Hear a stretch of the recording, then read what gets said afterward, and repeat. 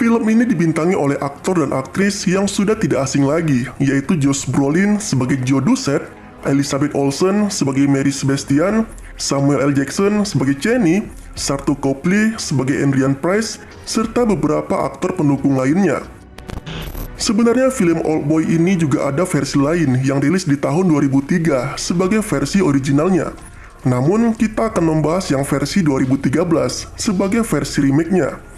Jika kalian sangat familiar dengan Thanos, Scarlet Witch, dan juga Nick Fury, nah di sini mereka pernah bermain di satu film dengan akting yang sangat keren dan luar biasa.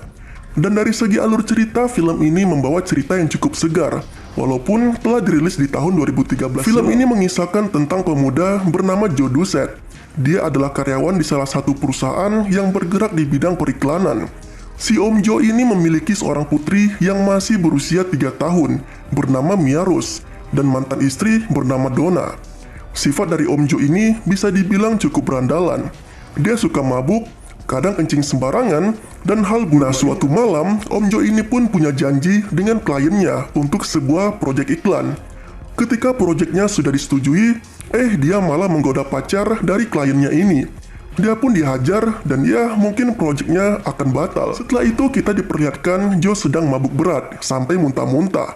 Kondisi di tengah hujan, dia pun mendatangi bar milik teman lamanya bernama Chucky. Karena sudah larut malam dan kondisi bar juga sudah tutup, Joe tidak diizinkan masuk oleh Chucky. Nah, tidak lama setelah itu, Om Joe ini pun didatangi oleh seorang wanita yang membawa payung berwarna kuning. Dan inilah awalnya Joe menghilang dari dunia luar. Sebenarnya wanita yang membawa payung berwarna kuning ini adalah salah satu orang suruhan untuk menculik Joe. Setelah itu, dengan kondisi yang telah sadar, Joe berada di sebuah kamar yang mirip seperti kamar hotel. Namun sebenarnya ini adalah kamar isolasi yang mirip seperti penjara. Dengan penuh tanda tanya, Joe sangat keheranan mengapa dia bisa ada di kamar tersebut dan sampai kapan dia berada di sana. Di kamar ini, Joe diberi makan dan selalu diberi minuman yang sama setiap harinya. Hari demi hari pun telah dijalaninya. Saat ketika Joe tengah menonton TV, dia pun melihat wanita yang memperagakan sebuah gerakan untuk olahraga. Karena sangat bernafsu, Joe pun melakukan hal yang mantap-mantap terhadap dirinya sendiri. Tidak lama setelah itu, muncul asap di dalam kamarnya. Asap ini akan membuat Joe pingsan. Nah, ketika pingsan, sampel DNA, sidik jari, dan air seni dari Joe diambil oleh orang suruhan yang menculik dirinya.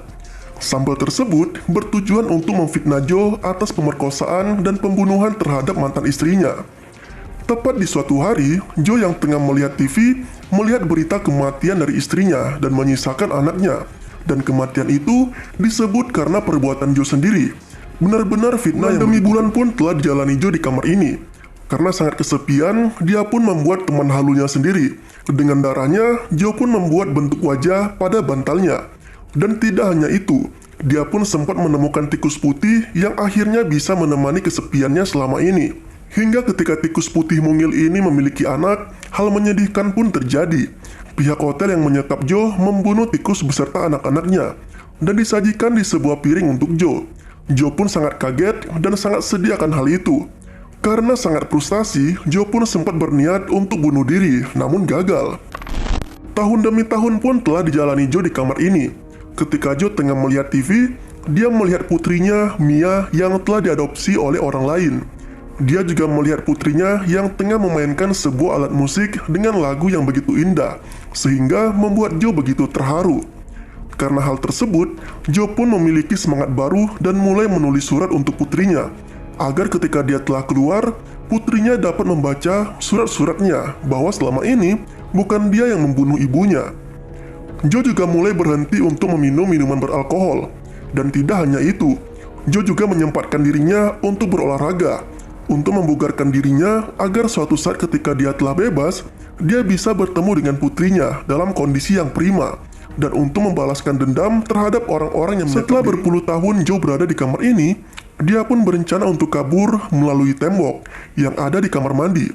Joe mulai mencokel batako demi batako untuk melobangi dinding tersebut. Tepat di hari Joe akan kabur dari kamar ini, pihak hotel mengetahui rencana Joe, dan mereka pun menampilkan putri Joe di televisi. Ketika Joe menontonnya, dia begitu terharu, karena putrinya berniat akan memberi Joe kesempatan dan memaafkan dirinya. Dan asap putih pun muncul untuk membuat Joe pingsan. Tepat di tahun ke-20, Joe pun akhirnya dibebaskan. Dan mengapa dia bisa diculik dan disekap di sebuah kamar selama itu tanpa alasan yang jelas? Nah, sebentar lagi kita akan segera tahu jawabannya dan plot twist yang gila pada film ini. Nah, di hari kebebasannya, Joe dibekali sejumlah uang dan sebuah smartphone.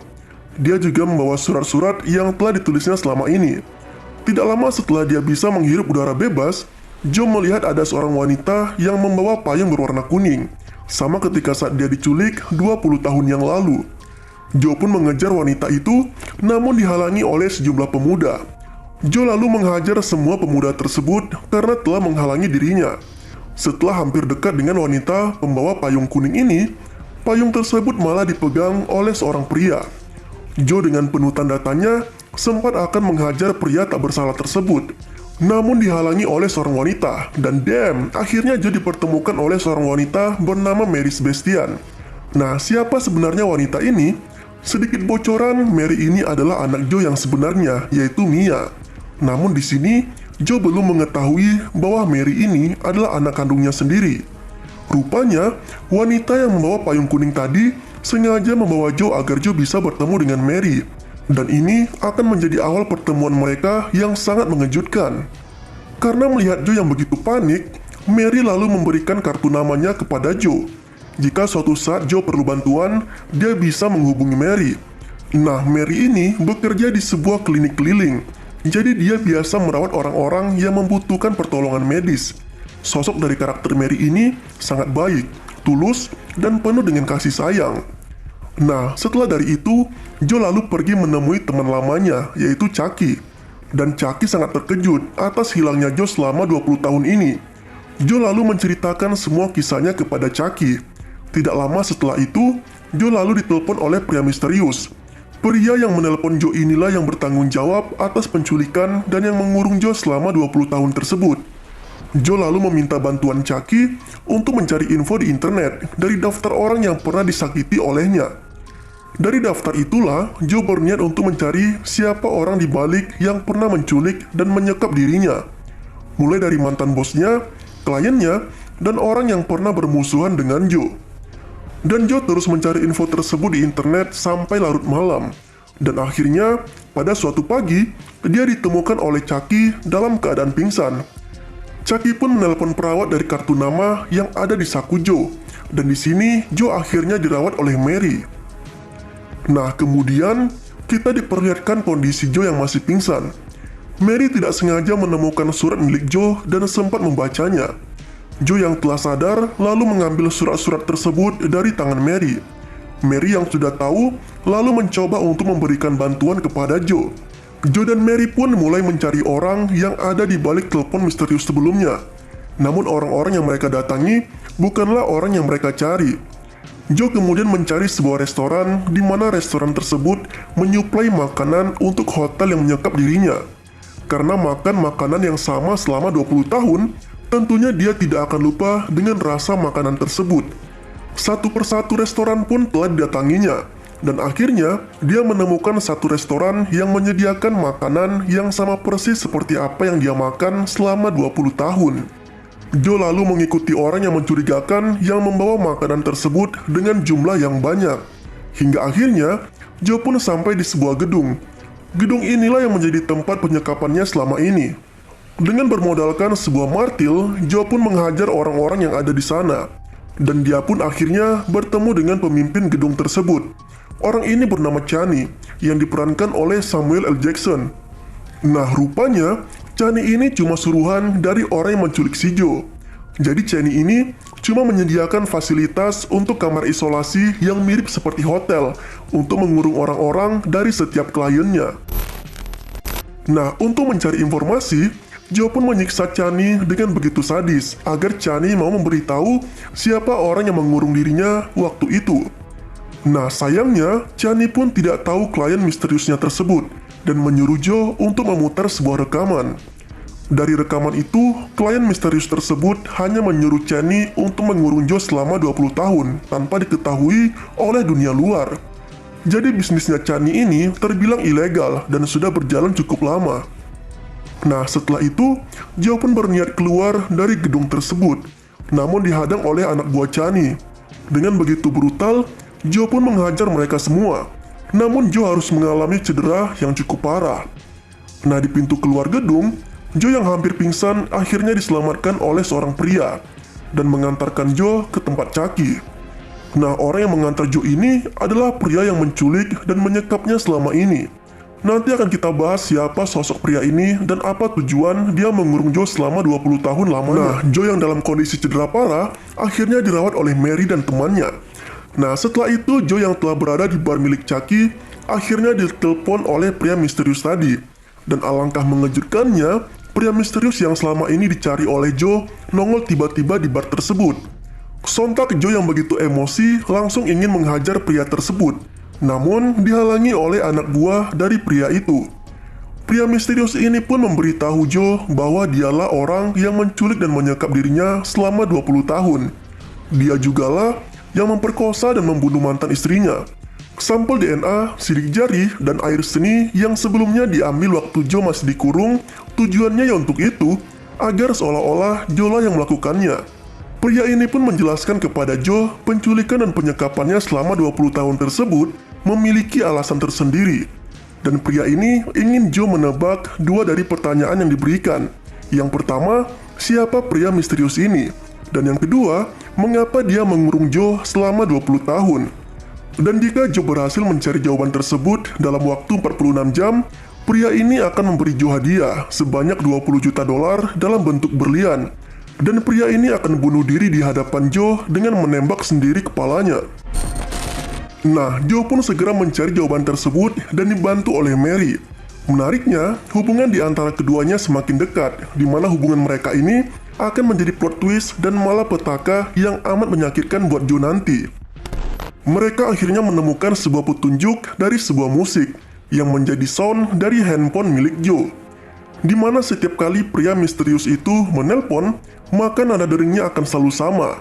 Nah, sound tersebut mengarah ke sebuah sekolah yang bernama Evergreen Academy, di mana Evergreen Academy ini adalah tempat Joe dulu sekolah. Setelah mencari berbagai informasi, mereka pun akhirnya mendatangi Evergreen Academy untuk melihat arsip sekolah tersebut. Namun kondisinya, sekolah tersebut sudah ditutup dan dijaga oleh seorang security, hingga mereka pun memutuskan untuk kembali di malam hari. Sembari menunggu malam, Joe dan Mary pun menginap di sebuah motel untuk istirahat. Tidak lama setelah itu, hal mantap-mantap pun terjadi di antara mereka berdua.